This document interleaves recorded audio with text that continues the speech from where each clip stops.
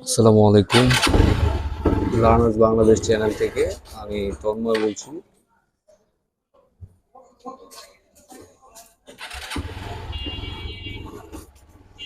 আজকে আপনাদের live traffic দেখানোর জন্য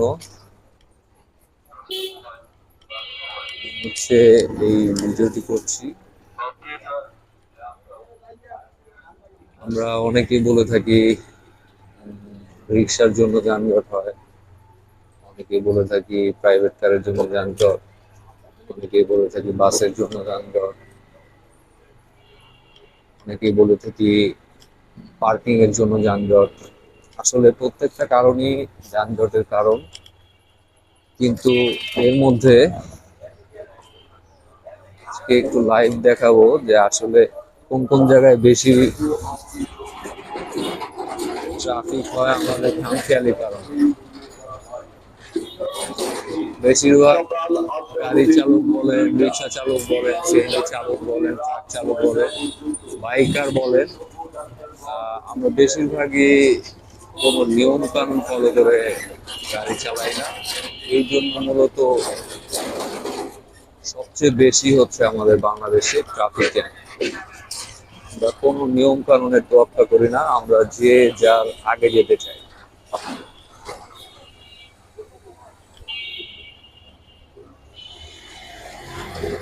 তো দেখতে থাকুন লাইভ ট্রাফিক।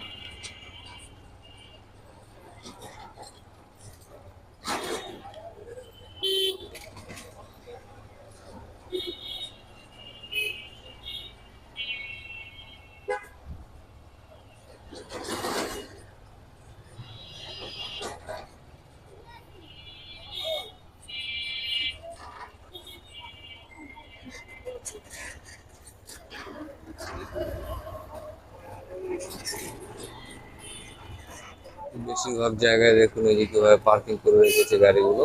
আমার হাতের ঠিক ডান পাশে রাস্তার মধ্যে গাড়ি পার্কিং করে রেখে দিয়েছে। ডান পাশে, ঠিক ডান পাশে হচ্ছে অটো পার্কিং করা।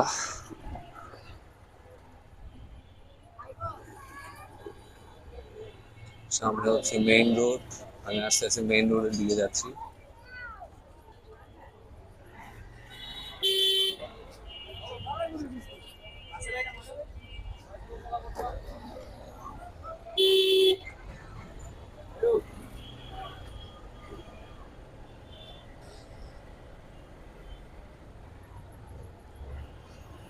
এখানেও মেইন রোডে রাস্তার বাম পাশে অনেক গাড়ি পার্কিং করে রাখা।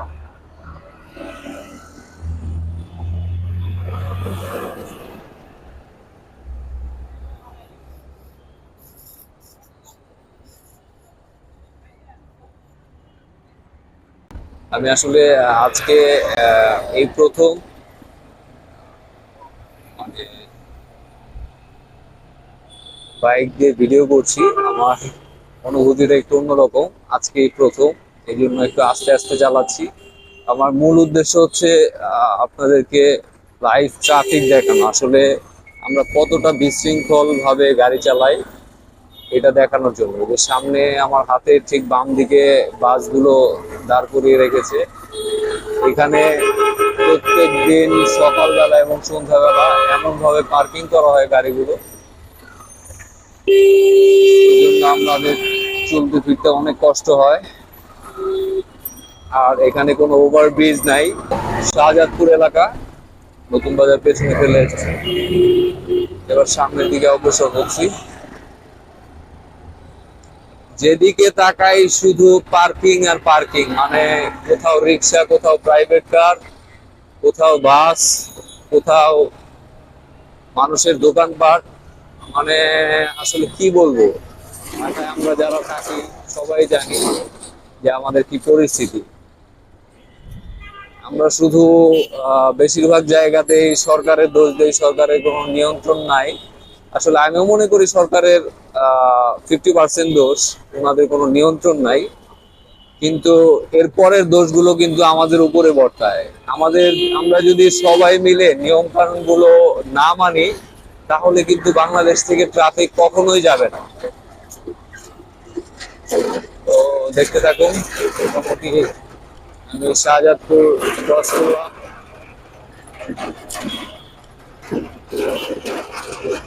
মনে হচ্ছে আমার ভিডিওতে অনেক কাঁপাকাঁপি হচ্ছে, এটা হচ্ছে রাস্তা ভাঙাচোরার কারণে ঝাঁকি খাচ্ছে আর আমার ক্যামেরাটা কেঁপে উঠতেছে, আমি বুঝতে পারতেছি।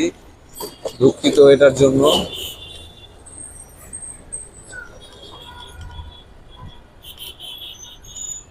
এখন যাব হচ্ছে ডান দিকে।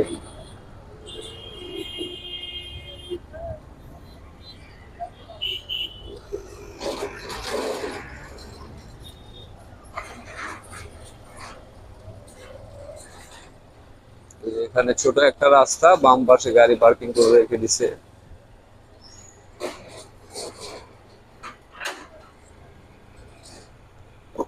শুধু দেখবেন যে আসলে ঢাকা শহরে কিভাবে আমরা অনিয়ম করে রাস্তাঘাট সব ব্লক করে ফেলেছি, এবং যানজটের প্রধান কারণ যে আমাদের খামখেয়ালিপনা।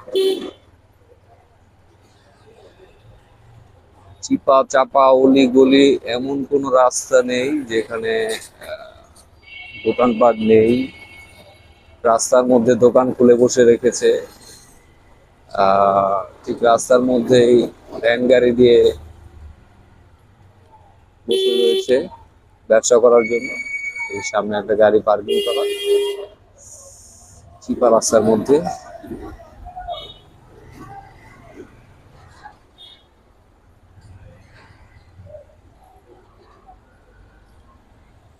এই যে ভ্যান গাড়ি তোমার মধ্যে রাস্তায় বালু রেখে দিয়েছে।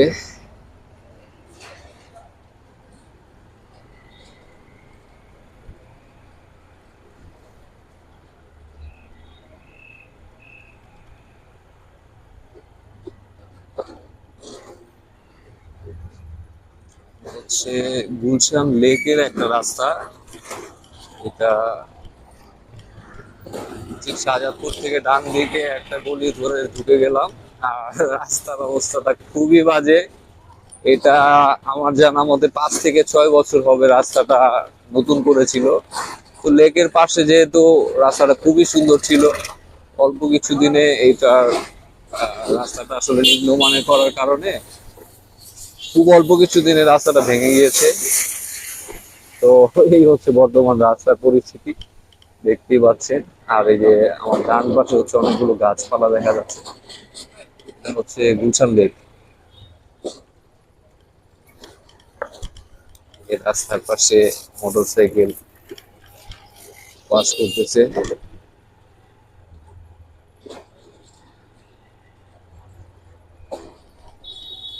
আসলে ঢাকা শহরের মানে ঠিক গুলশান লেকের পাশে যে এত বাজে একটা রাস্তা, এটা না দেখলে বোঝাই যায় না যে আমরা আসলে কতটা খারাপ অবস্থার মধ্যে দিয়ে যাচ্ছি।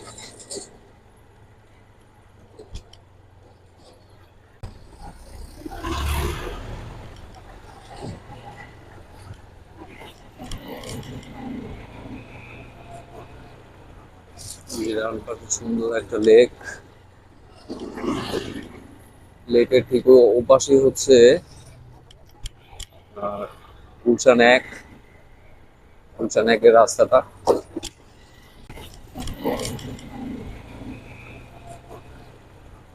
বিরাট পাশে সুন্দর একটা লেক। লেকের ঠিক ওপাশে হচ্ছে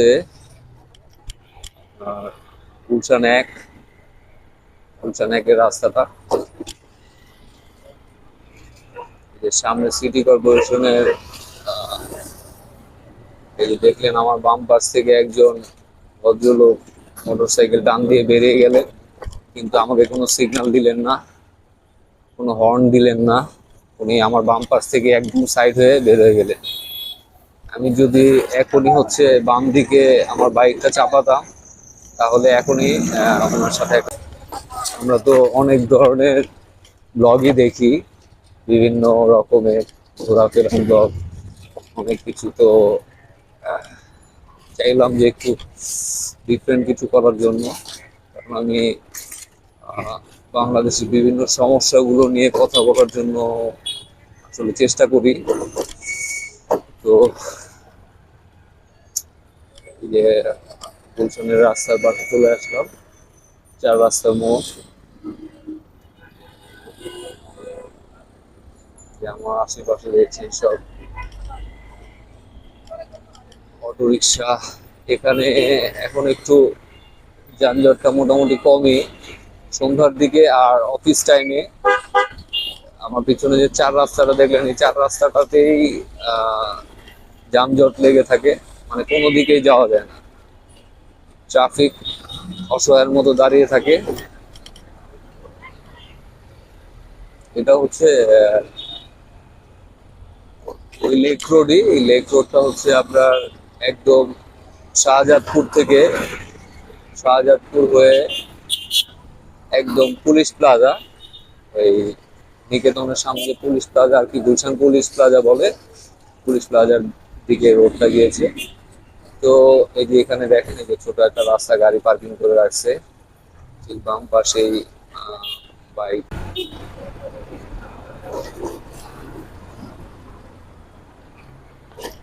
এটা হচ্ছে পুলিশ প্লাজা যাওয়ার জন্য যে মোড়টা, এটা হচ্ছে সেই মোড়টা। এখানে চারটা পাঁচটা রাস্তা একত্র হয়েছে। এখানে অনেক বিশৃঙ্খলা, যে ডান পাশে দেখেন অটোর গ্যারেজের মতো করে ফেলেছে রাস্তার উপরে, রাস্তার উপরেই গাড়ি পার্কিং করে ফেলে রাখে। এই ডান পাশে দেখতে পাবেন, এই যে ডান পাশে ঠিক সাদা একটা গাড়ি, বাম পাশে হচ্ছে অটো রিক্সা স্ট্যান্ড। স্ট্যান্ড না, আসলে এটা একটা রাস্তা, এখানে স্ট্যান্ড বানিয়ে ফেলেছে। তো দেখতে থাকুন।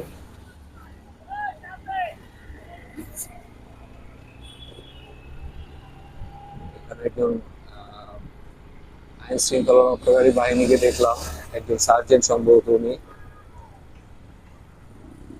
তো উনি ওখানে বসার কারণে অটো রিক্সা গুলোর সামনে আসতে পারিনি। এই অটো গুলো হচ্ছে ঠিক আমি যেই জায়গাটা এখন দেখাচ্ছি, যে দিক দিয়ে যাচ্ছি, এখানে মানে অটো রিক্সা দিয়ে একদম পুরো রাস্তাটাকে দখল করে রাখে। এই যে আমার পাশে যেই ব্যারিকেড গুলো দেখতেছে, এই ব্যারিকেড দিয়ে পুরো রাস্তাটা দখল করে রাখে অটো রিক্সা।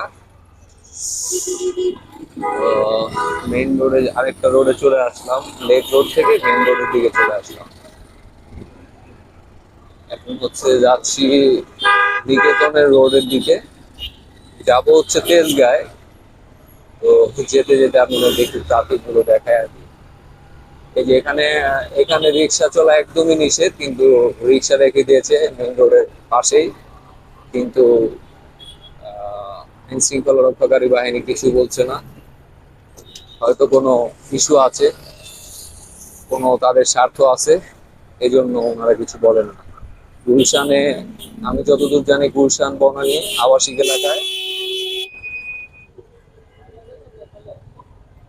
এই যে দেখেন সামনে দুইটা বাইক, একটা বাইক আরেকটা বাইককে চাপ দিয়ে বের হয়ে যাচ্ছিল কোথায়, এই যে এখন তর্ক করতেছে। আমাদের এরকম প্রত্যেকটা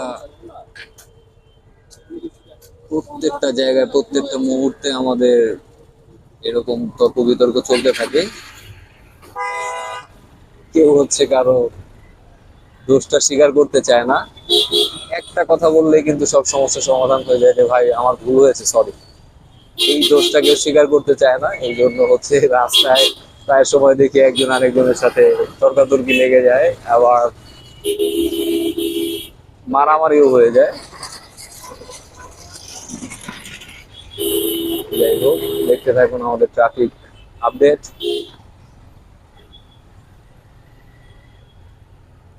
এর সামনে হচ্ছে একটা ভ্যান যাচ্ছে।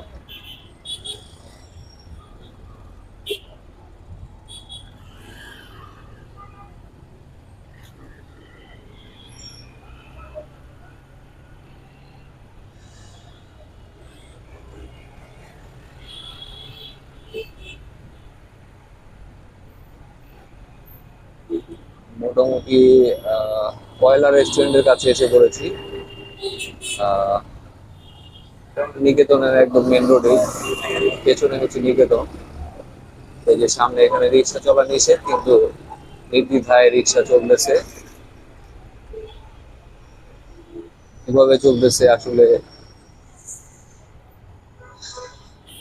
কোনো ভাষায় প্রকাশ করার মতো না। এই যে এখানে চার রাস্তার মোড়, এই যে এখানে একটা গাড়ি পার্কিং করে রেখে দিয়েছে রাস্তার পাশেই। অনিয়মগুলো আস্তে আস্তে আরো বেশি চোখে পড়বে। এই যে বাম পাশে সিরিয়াল ধরে গাড়ি পার্কিং করে রাখা।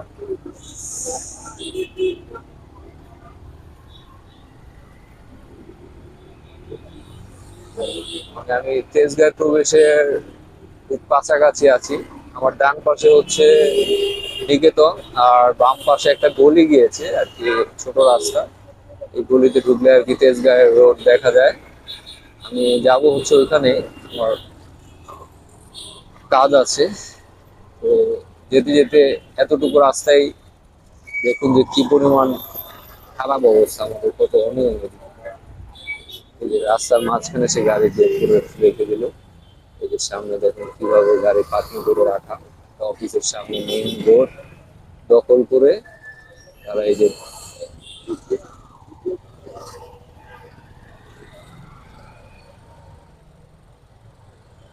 পাশে মোটরসাইকেল পার্কিং করে রাখা। ছোট একটা রাস্তা, এটা কিন্তু অত বড় রাস্তাও না যে এইভাবে পার্কিং করে তারা রেখে দিয়েছে। এই হচ্ছে আমাদের এই যে দেখেন কতটুকু রাস্তা, এখান দিয়ে গাড়ি ঢুকে গেল। একদমই সরু একটা রাস্তা, একটা গাড়ি ঢুকলে একটা বাইক যেতে কষ্ট হয় এই রাস্তা দিয়ে। এখান দিয়েই ধরেন এই যে গাড়িগুলো আসতেছে। মানে তাদের বিবেক বুদ্ধির কথা চিন্তা করলে আসলে আমার কাছে কষ্ট হয় যে এখান দিয়ে গাড়ি গেল, যে আমি কি আসলে যেতে পারবো কিনা, বা সামনে কোনো গাড়ি আছে কিনা। এখানে প্রায় সময় হচ্ছে আপনার অপোজিট পাশ থেকে যদি কোনো গাড়ি আসে, সেক্ষেত্রে বিশাল যানজটের সৃষ্টি হয়। মানে একদম ওই মেইন রোড পর্যন্ত জ্যাম লেগে যায়। যে আমার হাতে ডান পাশে দেখবেন এখানে সারি সারি গাড়ি পার্কিং করা, এই যে ট্রাক পার্কিং করা। এটা প্রতিনিয়ত দৃশ্য, দেখতে থাকুক, দেখতে থাকুক।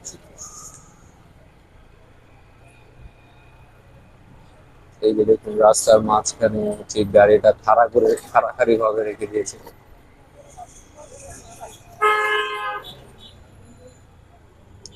আমরা কত পরিমাণ যে খামখেয়ালি ভাবে চলি, এটা হচ্ছে যে তেজগাঁর ভিতরে আমি প্রবেশ করলাম। এই যে আমার হাতের ডানে এবং বামে যতটুকু আপনি দেখতে পারবেন, দেখবেন শুধু পার্কিং আর পার্কিং। সব গাড়ি পার্কিং এর জন্য বিকেল বেলা এদিক দিয়ে যাওয়া যায় না, অনেক সময় অফিস টাইমেও ফুল জ্যাম লেগে যায়।